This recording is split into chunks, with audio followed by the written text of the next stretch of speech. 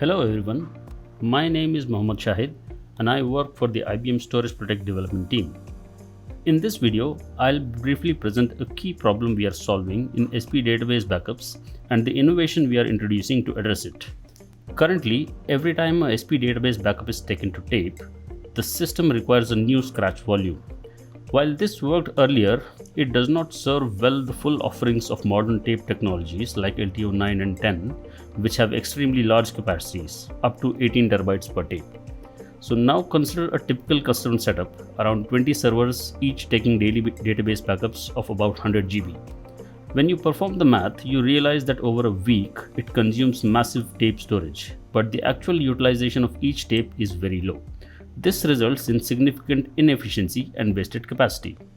To solve this, we are introducing a new feature called SP database backup stacking on tape. What this means is simple yet powerful. Instead of writing each backup to a new tape, we can now stack multiple database backups onto the same tape volume.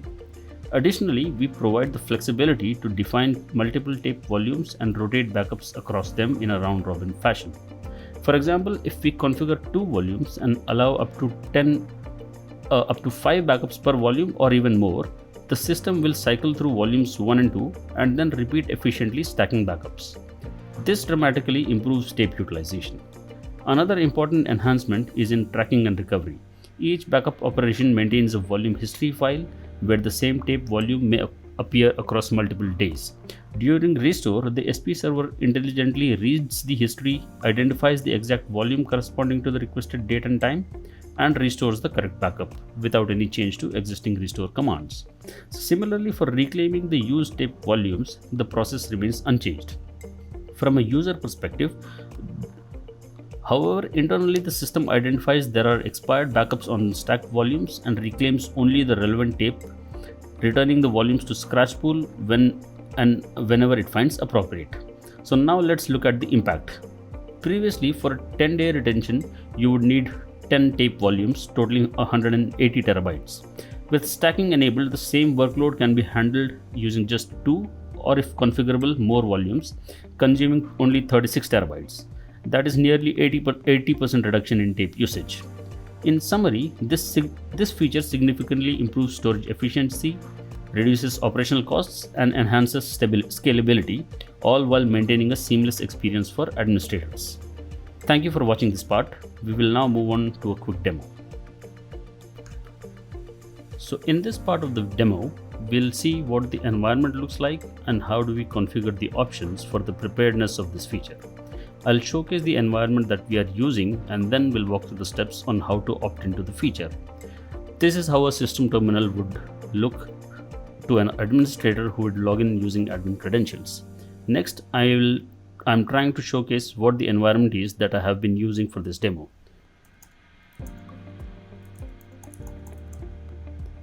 So I'm going to run some commands and show the system information about the device class, which is defined on the system, the libraries, its drives, and the volumes in it.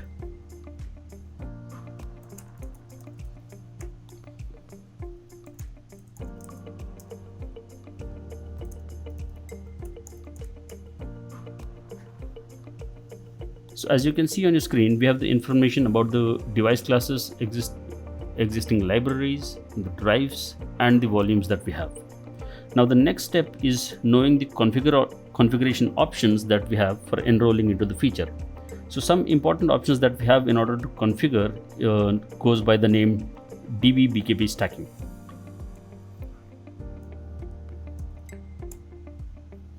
So this option, as you can see on your screen, is set to no by default. So the original design would work for SP database backups. That means when the server is started, no stacking takes effect. Now the first step is to turn on this feature flag.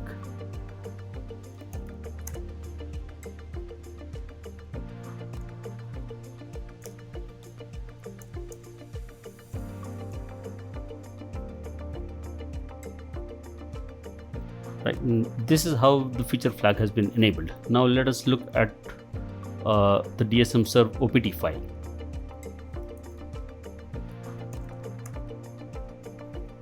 As you can see, the option is saved in the OPT file, so it is also persisted across reboots.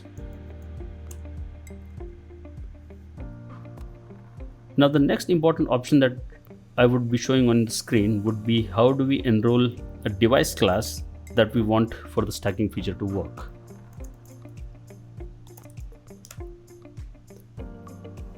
So we need to enroll a particular device class into the stacking feature, and you can see by default there are no device classes enrolled into the system. So the way you would enroll any device class is by running the option set opt followed by the device class option, and then I'm going to choose the only existing device class of type LTO.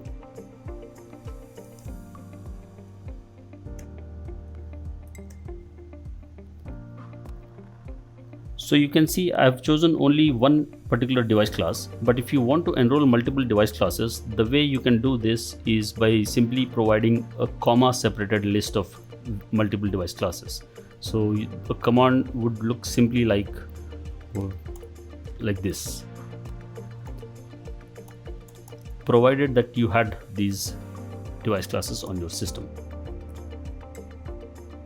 Now whether to see or not whether the option has taken effect, you can just do a query option followed by the option name.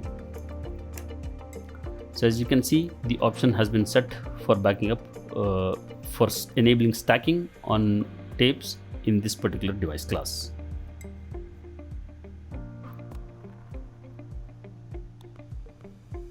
Now this was the part where you had done the basic configuration to enroll into the feature, and now you are ready to get started with stacking. But note that there are other options also that we can use to tune the backups.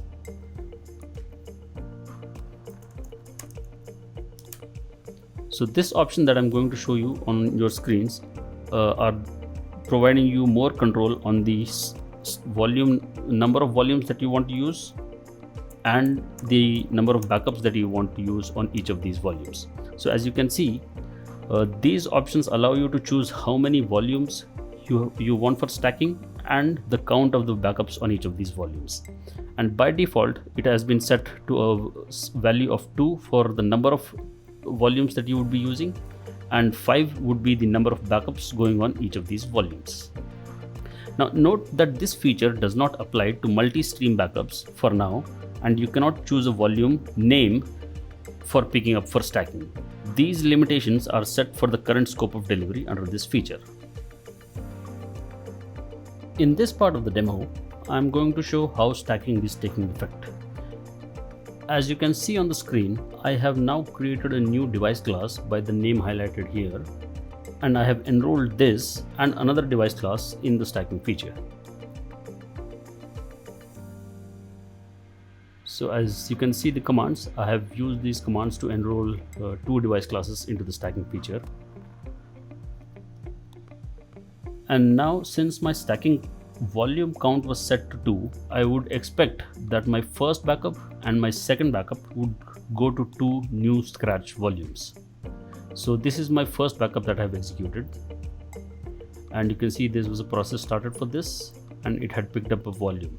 So the first volume that was used is AB0004L9, and these are some of the messages that you can see. Now then I triggered a second backup, and as you can see the second backup had started and the volume that had picked up was AB0005L9. Now so we have 2 backups on 2 different volumes.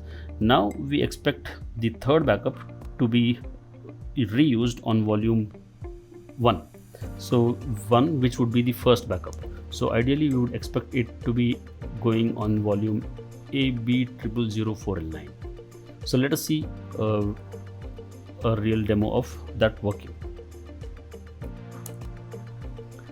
So I've triggered a backup process. Now it takes a while for the volume to be identified and to be mounted on the system. Alright, so now the backup process has finished. Let us review the app log again. And here we see the backup state was successful and the backup was completed on volume AB0004L9, which was effectively the same volume that we had used for first backup. So now let us have a look at the volume history file to see what are the contents in it.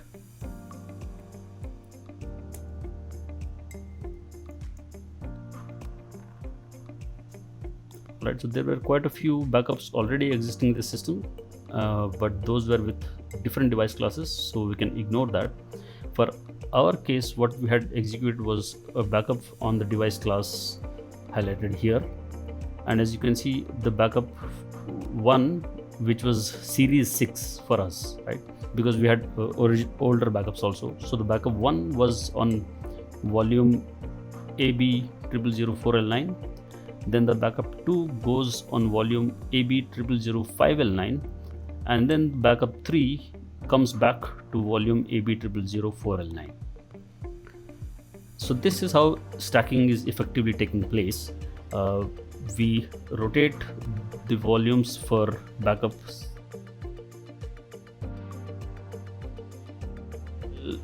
Do a quick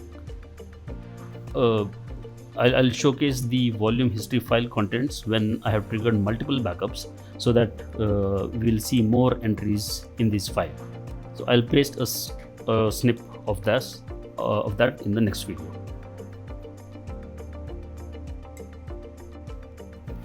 Now in this part of the video, I'm going to showcase how do we do a restore. But before that, I would like to show how many backups we had triggered and what was the stacking that had happened on these backups. So this is my volume history file, and you can see the volume history file, the point where we had begun the stacking was from the backup series 6, and as you can see, the backup series 6 went on to the volume 4L9. Subsequently, backup 7 went on to the volume 5L9, and then from there onwards we started using these volumes in a round robin fashion for backing up further backups. So if you can see, then series 8 is again on volume 4L9, and 9 is again on volume 5L9, and so on and so forth. So this goes on until we exhaust the maximum capacity on each of these volumes, which is set by the parameter max backup count. So the max backup count was set to a value of 5 on both these volumes, and that's why we had 5 backups on volume 4L9 and volume 5L9 each. Now once we had hit that limit, when the backup again was triggered again for the 11th time, we saw that a new scratch volume 6L9 was picked up, and the next backup was written to this volume 6L9, and that is why we see that in the query library volume output we have the 3 volumes 4L9, 5L9 and 6L9 all have been marked as private, and they have valid database backups residing on them. So now I will perform a restore operation. So as you can see, the restore command remains same. There is no change to it.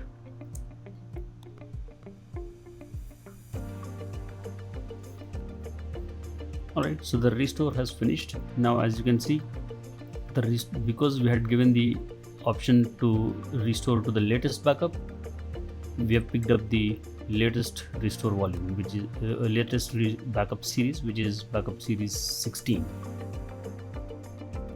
and 6L9, and that has been used to restore.